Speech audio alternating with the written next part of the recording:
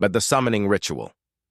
High Priest Zexhai stood at the center of the crystalline summoning chamber, his 6 arms weaving intricate patterns through the air as purple energy crackled around his elongated fingers. The other members of the Vorthak Council watched nervously from their floating platforms, their insectoid eyes reflecting the dancing lights of the ritual circle. "Are you certain this will work?" asked Council Member Theiss, her mandibles clicking anxiously. "We have never attempted to summon warriors from such a distant realm." Zexhai's confidence never wavered as he continued the ancient chant. "The texts are clear. We seek the most peaceful species in the galaxy, one that has never known true conflict. They will serve as perfect soldiers, obedient, gentle, and easily controlled. The humans of Terra Prime are said to be gardeners and poets, nothing more." The Vorthak Empire had been losing the war against the brutal Kethmoran hordes for 3 solar cycles. Their own people were scientists and scholars, evolved far beyond the primitive need for violence. But the Kethmoran lived only for conquest, their razor-sharp claws and acidic breath making them nearly unstoppable in combat. The intelligence reports confirmed it, added war strategist Nethvor, his compound eyes glowing with desperate hope. Humans spend their time cultivating plants, creating art, and composing music. They have no weapons beyond simple farming tools. They will be grateful for the chance to serve a higher purpose.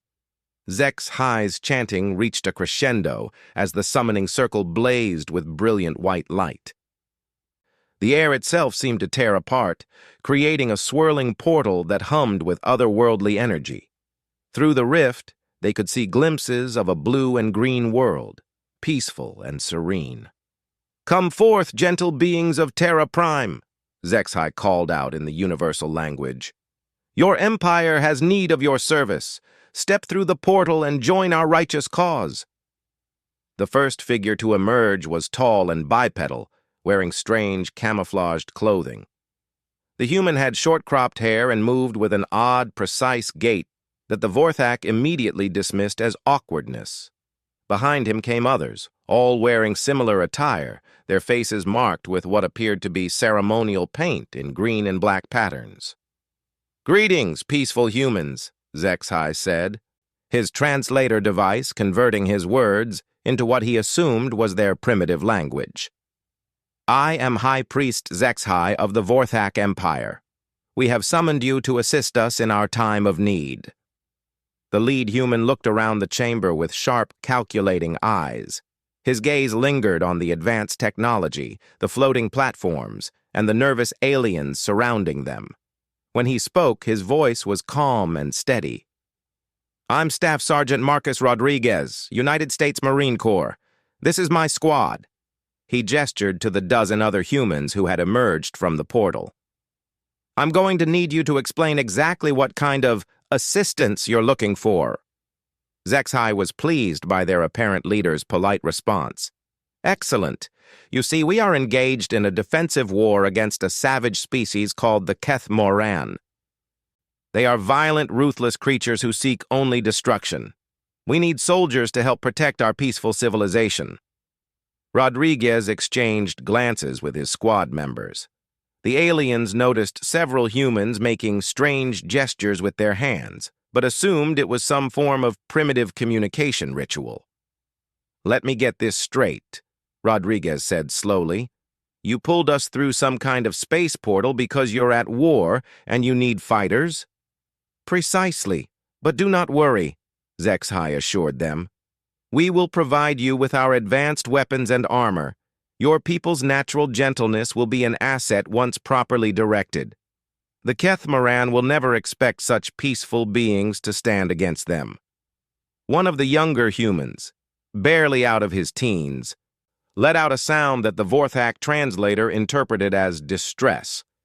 In reality, Private Johnson was trying very hard not to laugh. "When do we start?" Rodriguez asked, his expression unreadable. "Wonderful. Your enthusiasm proves our intelligence reports correct," Thys said, floating down from her platform. "We will begin your training immediately. First, you must understand that the Keth Moran are incredibly dangerous. They stand 3 meters tall, have natural armor plating, and possess strength far beyond any civilized being. Their claws can tear through solid metal. Sounds rough, Rodriguez replied. How have you been fighting them so far? We use energy weapons from a safe distance, Nethavor explained. Direct combat is impossible for civilized beings such as ourselves. We had hoped to develop robotic soldiers, but our programming cannot replicate the unpredictability needed for effective warfare. I see. Rodriguez nodded thoughtfully. And you picked humans because you think we're peaceful gardeners? Exactly. Your species has evolved beyond the need for violence, but with proper training and equipment, even the most gentle beings can be taught to defend themselves. We have prepared quarters for you in our training facility. As the Vorthak led them through gleaming corridors filled with advanced technology, the humans maintained their disciplined formation.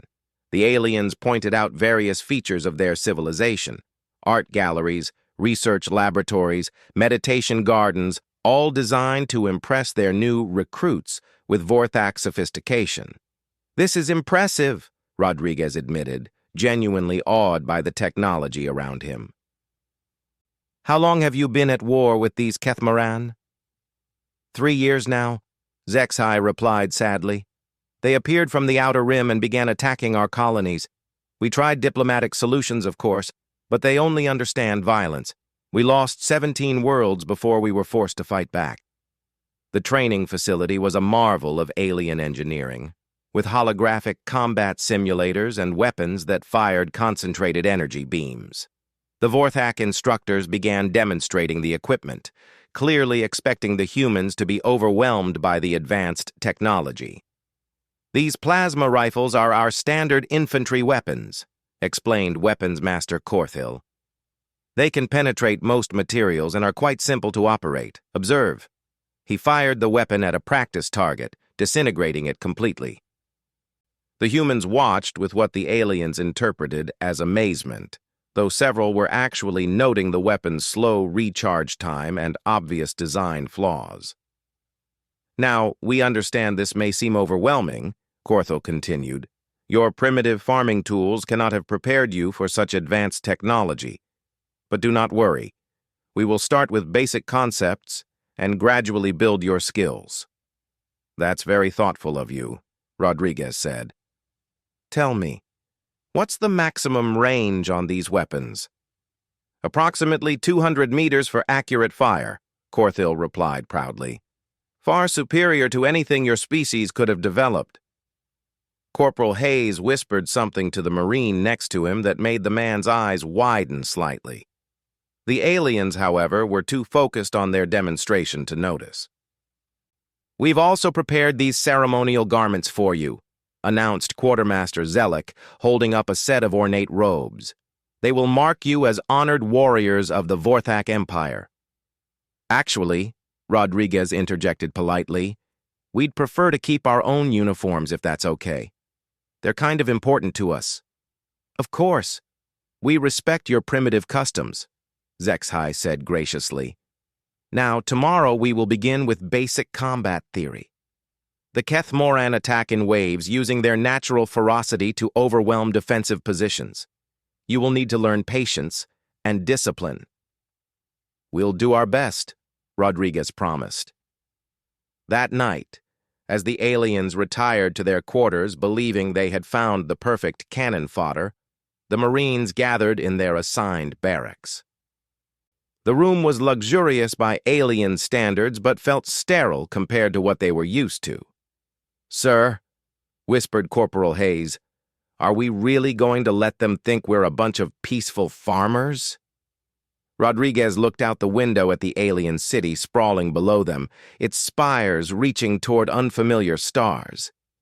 Hayes, these people are in real trouble. They're fighting for their lives against something that sounds genuinely nasty. If they want to underestimate what Marines can do, he smiled grimly. Well, I think we can give them a pleasant surprise. What about the others back home? Asked Private Johnson. They'll be looking for us. Command knows where we are, Rodriguez assured him. That portal works both ways, and I saw our GPS coordinates get transmitted before we came through. Right now, our job is to assess the situation and help these people if we can. Sergeant Williams, the squad's heavy weapons specialist, was examining the plasma rifle they'd been given to study. Sir, this weapon is a joke. Single shot, 3-second recharge time, and it probably overheats after a dozen rounds. My grandmother could design better small arms. That's not the point, Williams. They're doing the best they can with what they have. The question is, what can we do with what we have? The next morning brought their first glimpse of actual combat footage from the war. The Vorthak showed them recordings of Kethmoran attacks, apparently hoping to prepare their new recruits for what they would face. The Kethmoran were indeed terrifying creatures, reptilian bipeds with natural armor plating, extending claws, and acid breath that could melt through metal. They moved with predatory grace and fought with savage intelligence, coordinating their attacks while individual warriors tore through Vorthak defensive lines like paper. As you can see, Nethvor explained, they are formidable opponents. This is why we need soldiers who think differently than we do. Your peaceful nature will allow you to approach problems from angles we cannot conceive. Rodriguez watched the footage carefully, his tactical mind already working. They rely on close combat and intimidation. What's their effective range with that acid breath? Approximately 10 meters, Nethvor replied. Why do you ask? Just curious about their capabilities.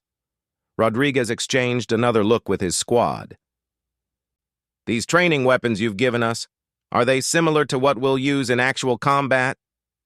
Identical, Corthill confirmed proudly. We believe in thorough preparation. Good to know. Rodriguez stood up from his seat. Would it be possible to see the actual battlefield, get a feel for the terrain where we'll be fighting? The aliens were impressed by what they saw as unexpected tactical thinking from a peaceful species. An excellent suggestion. We will arrange transport to the contested zone immediately. As they prepared for their first field trip to an active war zone, none of the Vorthak noticed the way the humans moved with practiced efficiency, checking their gear with the automatic precision of professional soldiers. They were too busy congratulating themselves on finding such cooperative and thoughtful farmers. The transport ship lifted off smoothly, carrying 13 humans toward a battle that would change everything the galaxy thought it knew about the species from Terra Prime. First contact with war. The transport ship. Peaceful dawn descended through the atmosphere of Kethvar Prime, a contested world on the front lines of the war. Through the viewports, the humans could see the devastation below. Once beautiful Vorthak cities reduced to rubble, their crystalline spires shattered and smoking. This was one of our most important agricultural worlds, Zexhai explained sadly as they flew over the wasteland. The Kethmoran destroyed everything, even the farms that could have fed their own people. They seemed to take pleasure in destruction itself. Rodriguez studied the tactical situation through the ship's sensors. The Vorthak had established a defensive perimeter around their remaining strongholds, but their lines were thin and poorly coordinated. Their soldiers maintained excessive distances from each other, clearly terrified of close combat. "Where exactly are we landing?" he asked. "Forward Operating Base Harmony," replied the pilot, a nervous Vorthak named Kilmte. "It's our primary staging area for defensive operations in this sector. You'll be meeting with Field Commander Vextor, who will brief you on current tactical situations." As they approached the base, the humans could see it was more like a research station than a military installation. The defenses were entirely energy-based, shield generators and automated turrets with no physical barriers or prepared positions for infantry combat. "Interesting setup," muttered Corporal Hayes. The landing pad was surrounded by Vorthak soldiers wearing elaborate energy armor that glowed with protective fields. Their weapons were bulky energy rifles that required both hands to operate effectively.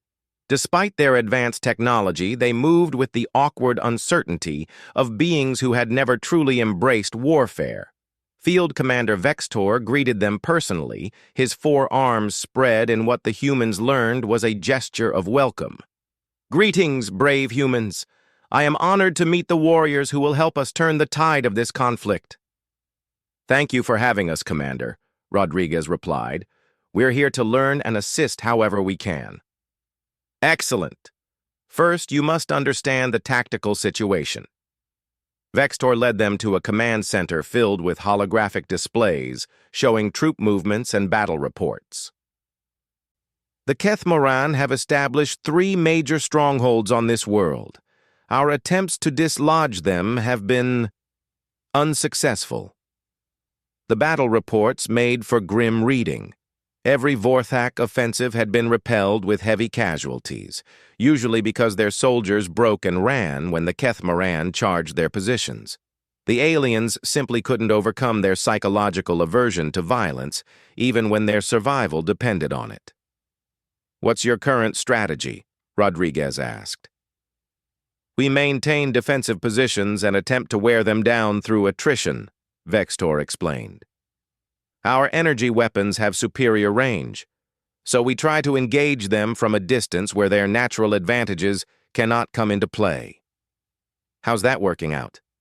"Not particularly well. They've adapted their tactics to approach undercover, and once they close the distance, our soldiers find it difficult to maintain coherent defensive lines." Rodriguez nodded diplomatically. What he was seeing was a complete breakdown of military doctrine. The Vorthak had advanced technology, but no understanding of how to use it effectively in combat. Their soldiers were essentially armed civilians with no real training or fighting spirit.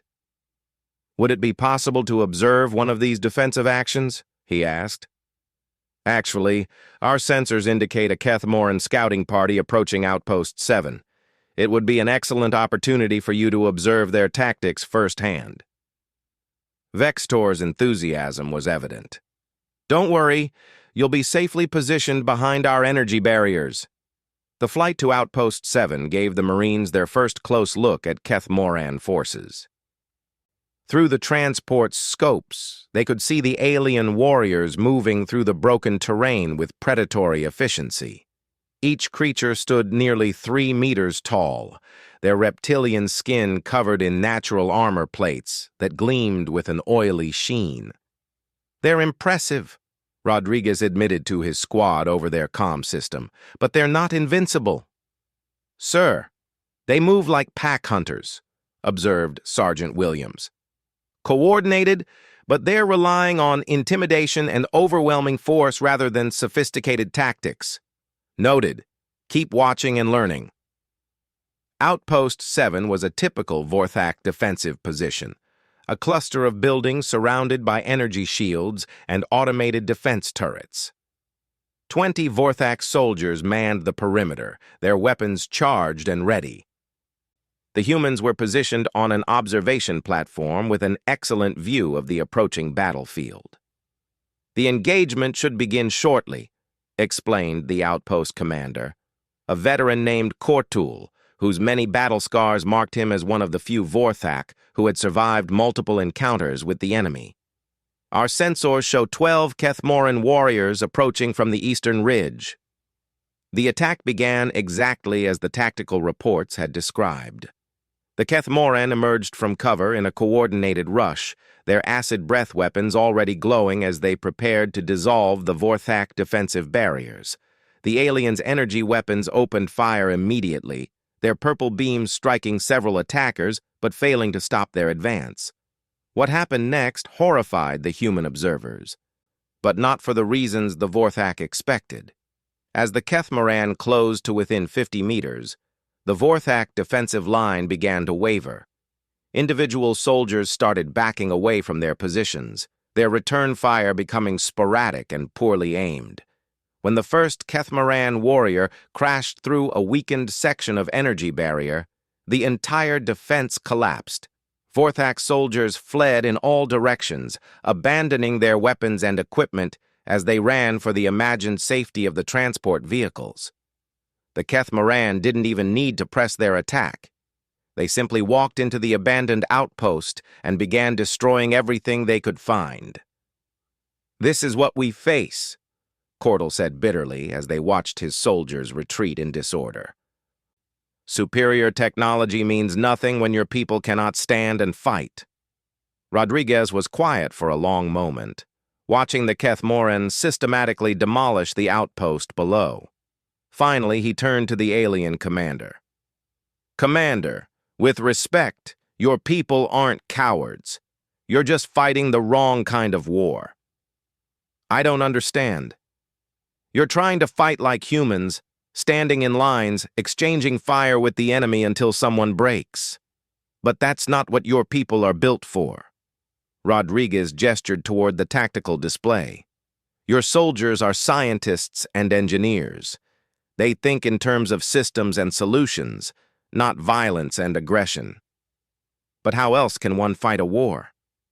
Rodriguez smiled grimly. "There are other ways, but first I need to ask you something important. How much do you really know about human military capabilities?"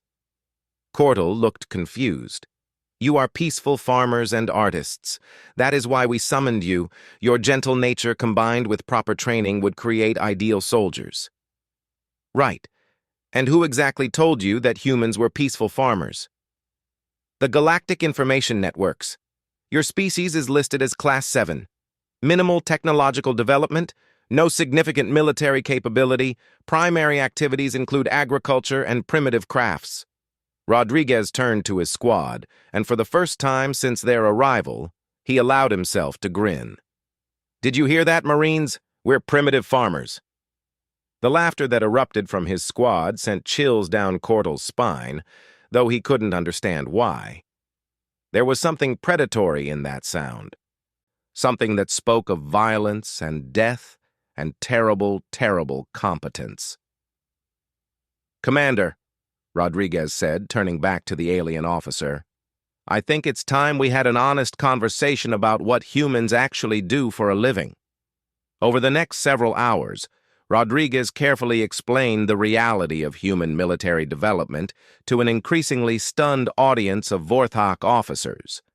He told them about standing armies and professional soldiers, about weapons designed for no purpose other than killing, about the thousands of years of warfare that had shaped human civilization.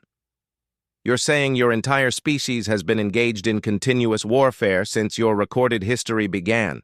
Vextor asked, his voice barely above a whisper. "Not continuous, but frequent enough that we got good at it. Very, very good at it." Rodriguez pulled up his squad's service records on a portable device. "Every one of my Marines has been in combat multiple times. We train constantly. We study warfare as both an art and a science, and we've been perfecting our methods for killing things for several thousand years. But the galactic databases are apparently wrong. Dead wrong." Rodriguez looked out at the devastated landscape below them. "The question now is, do you want our help, or do you want us to go home and let you handle this yourselves?" The Vorthak officers exchanged glances that spoke of desperate hope mixed with dawning terror. They had summoned what they thought were sheep and found themselves with wolves instead. What would you need from us?" Cordell asked carefully. "Give us real intelligence on enemy positions, troop strengths and capabilities. Get your people out of our way when we work, and most importantly," Rodriguez's expression grew serious, "trust us to do what we do best, which is break things and kill people who need killing." The silence that followed was broken by an alarm klaxon echoing through the command center. A communications officer looked up from his station with fear in his compound eyes. "Commander, long-range sensors are detecting a major Keth Moran assault force moving toward Base Harmony. Estimated strength, over 200 warriors with heavy support weapons. Estimated time to contact, 6 hours. Vextor's face went pale. 200? That's more than our entire garrison can handle. We'll have to evacuate. Or, Rodriguez said quietly, You could let 13 Marines show you what human farmers can really do. The Vorthak command staff looked at each other with expressions that mixed hope and disbelief. In the distance, warning sirens began to wail as their sensors detected the approaching enemy force. Staff Sergeant Rodriguez, Vextor said formally, the Vorthak Empire would be honored by your assistance. Rodriguez nodded and turned to his squad. Marines, it looks like we've got work to do. For the first time since their arrival, the humans stopped pretending to be harmless. The transformation was immediate and terrifying to witness. Their casual, almost lazy demeanor vanished, replaced by the focused intensity of apex predators preparing for a hunt. Sir, Corporal Hayes said, checking his equipment, what's our mission parameters? Defend the base, neutralize the threat, and try not to give our hosts nightmares. Rodriguez looked back at the aliens who were watching them with growing amazement and fear.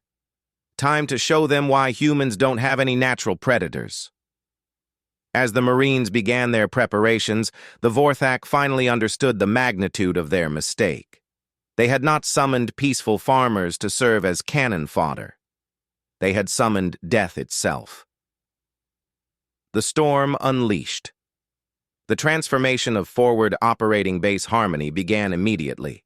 Rodriguez had given his Marines 2 hours to prepare for the incoming assault, and they used every minute with frightening efficiency. Williams, Hayes, I want you two on overwatch positions, Rodriguez ordered, pointing to the base's highest towers.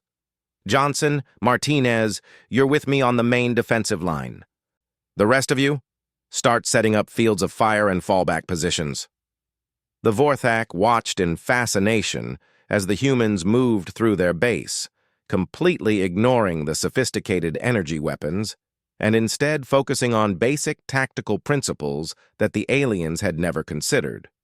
The Marines identified choke points, established overlapping fields of fire, and began constructing improvised barriers from whatever materials they could find. What are they doing? Vextor asked Cordell, as they observed the humans dragging heavy equipment crates into strategic positions. I believe they're fortifying, Cordell replied uncertainly. But why ignore our shield generators and automated defenses? Rodriguez overheard the question and paused in his work. Because energy shields fail, Commander. When they do, you need something solid between you and the people trying to kill you.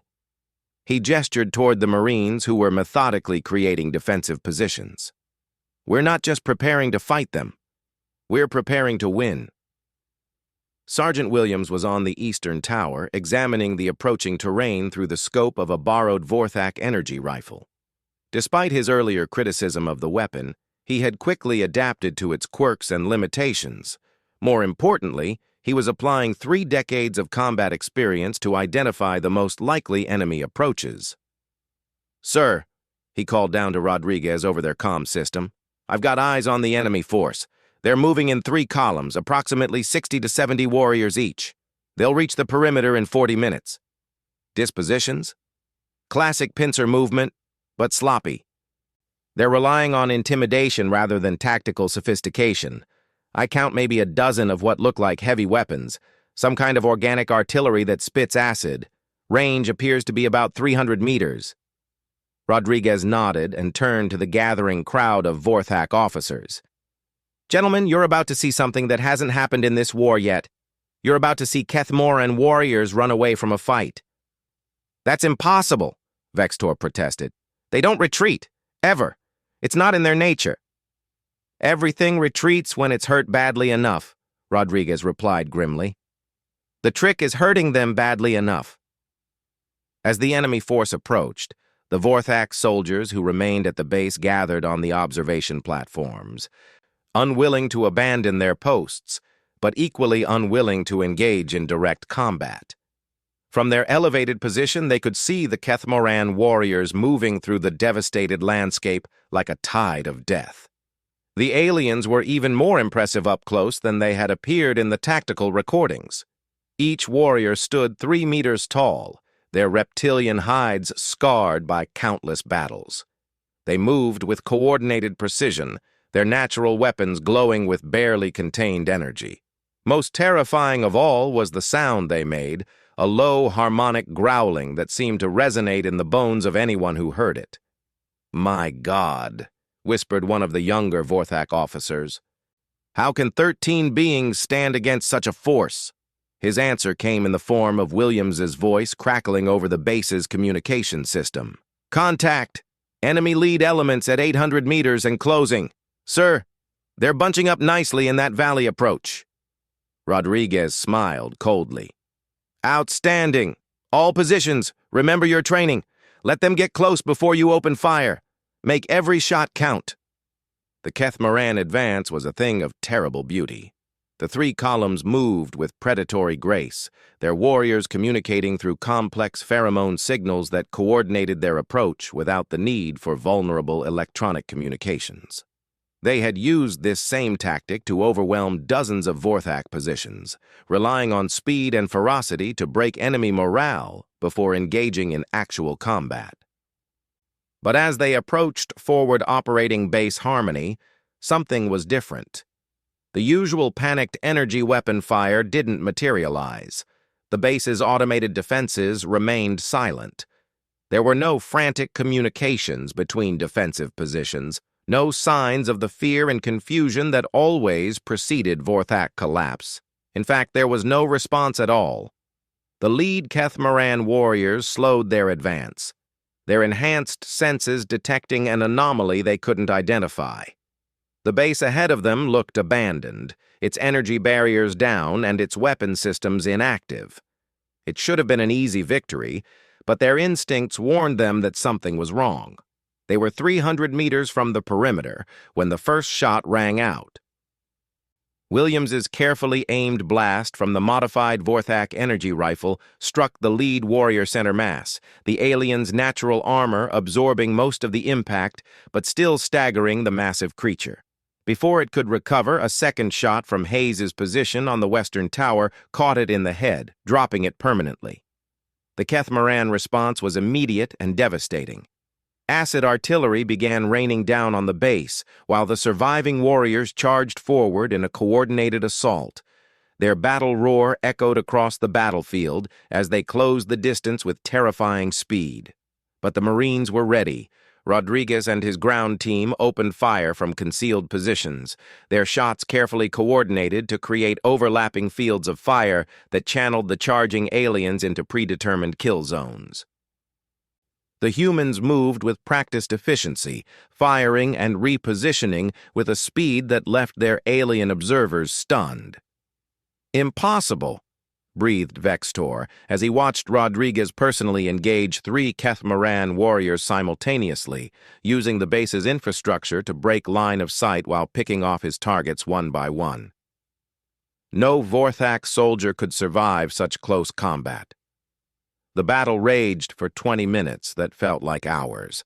The Kethmaran warriors, accustomed to facing terrified Vorthak defenders, found themselves engaged with an enemy that fought back with lethal competence. Every time they tried to exploit what appeared to be a weakness in the human defenses, they walked into carefully prepared ambushes. Corporal Hayes watched through his scope as a group of warriors attempted to flank their position through the eastern approach. His voice was calm and professional as he reported the contact. 6 hostiles moving through Sector 7, taking them under fire. His shots were precise and economical, each blast carefully placed to maximize damage while conserving ammunition. The aliens' natural armor was tough, but the Marines had quickly learned to target joints and sensory organs where the protection was thinner. The turning point came when Sergeant Williams spotted the enemy commander, a massive Kethmaran warrior whose scales bore the scars of 100 battles. The creature was directing the assault from a position behind the main force, its pheromone signals coordinating the attack with tactical precision. "Rodriguez, I've got their field commander at bearing 270, range 400 meters. Permission to engage?" "Granted. Take him down." Williams had modified his energy rifle with components scavenged from the base's workshop, increasing its range and accuracy at the cost of rate of fire. His shot was perfect. striking the enemy commander in the central nervous cluster and dropping the massive alien instantly. The effect on the Kethmoran force was immediate and dramatic. Without their commander's pheromone coordination, the assault began to fragment. Individual warriors continued fighting with savage determination, but their tactical coordination collapsed. Rodriguez seized the moment. All positions concentrate fire on the heavy weapons. Break their artillery support. The Marines shifted their focus to the acid-spitting biocannons that had been providing covering fire for the assault. These weapons were larger and less mobile than individual warriors, making them easier targets for sustained fire.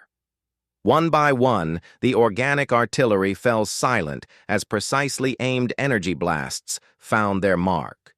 With their command structure destroyed and their heavy support eliminated, the remaining Kethmoran warriors found themselves trapped in a killing field with no clear way forward and no effective way to retreat.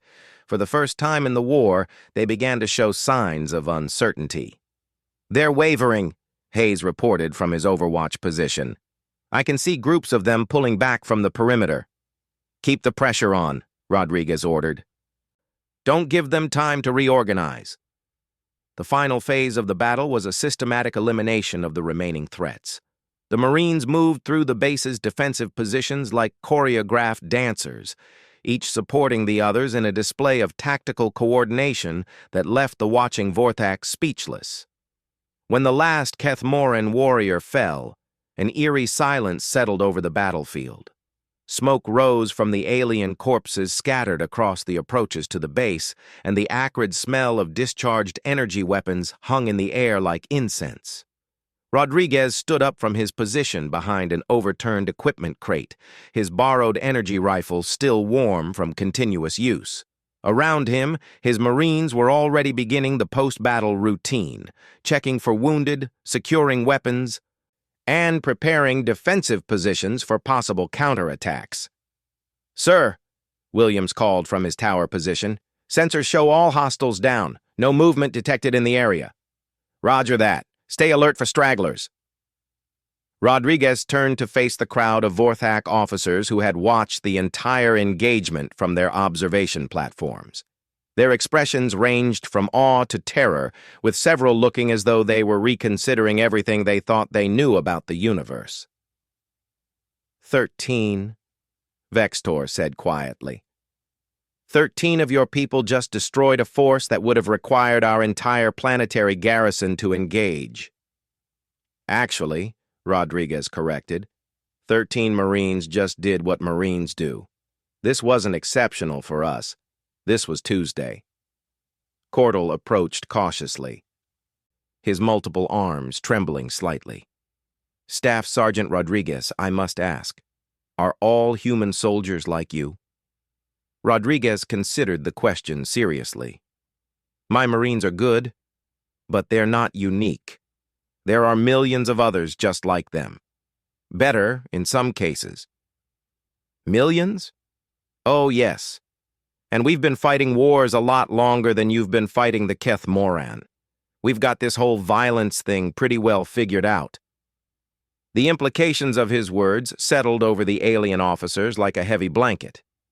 They had summoned what they thought were peaceful farmers and discovered that humans were potentially the most dangerous military force in the galaxy. "What happens now?" Vextor asked.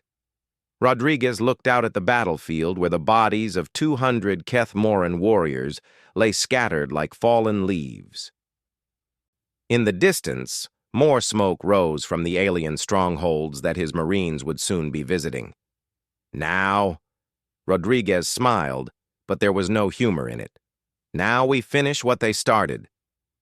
High Priest Zexhai received the battle report while he was conducting evening meditation in his private chambers.